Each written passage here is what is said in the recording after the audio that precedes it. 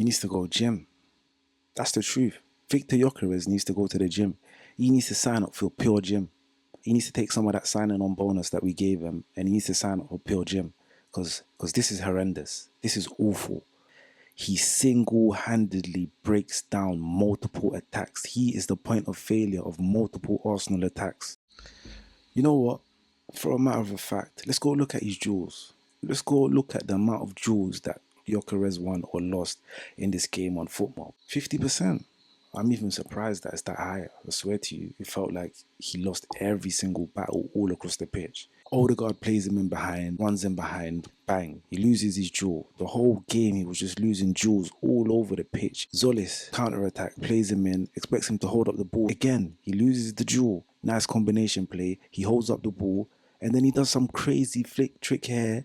Nobody's there and he gives the ball away. His technical base and level is very low and he doesn't compensate for it with a lot of goals. For example, like Haaland. Haaland's technical base is not the best, but because he scores a lot of goals, you can turn a blind eye to it. On to the next problem. If Saliba is out injured, Arsenal have a big problem because Mosquera is good, but he's not to the level to cover for Saliba for months. 1 or 2 games in rotation is okay, but not for months. Like if you look at this goal over here, the defender makes a run on his blind side and he needs to track the runner. He doesn't track the runner, bang, goal, bottom corner.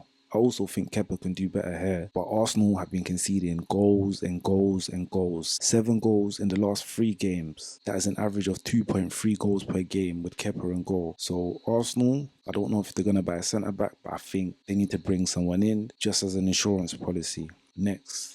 In terms of build-up, how did Arsenal build up? Arsenal built up in a 3-2-5 shape. It gives us a kind of idea of how Arsenal might play this season. You had Lewis Skelly at times in a pivot. Sometimes he would drop to centre-back. In the 2-3-5 shape, you can see here, Odegaard's able to find space, turn around and play a pass in. And last but not least, Zolis. Zolis is not a signing that excites me, I'll be honest. I wanted Vinicius Jr., Vinicius Jr. He signed his new contract, so forget him. I want a top player, you know what I mean? And Zolis doesn't excite me, but he's been very, very, very effective since he's been at Arsenal. There was a stat floating about along the lines of something like, compared to all players in Europe, he was like the 3rd with the most goals and assists. So he just gets GA for fun. He's an output machine. And since he's been there, he's played 3 preseason games. He's got 3 assists and 1 goal. 1 versus 1, he's not that good. You can see him here. He's 1 versus 1 with a fullback. He tries to go past him, but it just doesn't work and he loses his duel. But then you can see another opportunity. He lands up the fullback here.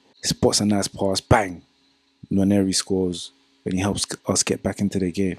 So Zolis is looking promising. Yeah, so hopefully Arsenal make some improvements and hopefully there's some new incomings. I'm not going to be too harsh on the midfield because there's a lot of players that are not back from the World Cup. So I think against Como and in the Community Shield against Manchester City, we'll see Arsenal a bit back to their best, a bit more better, a bit more fluid. Yeah, let's wait and see.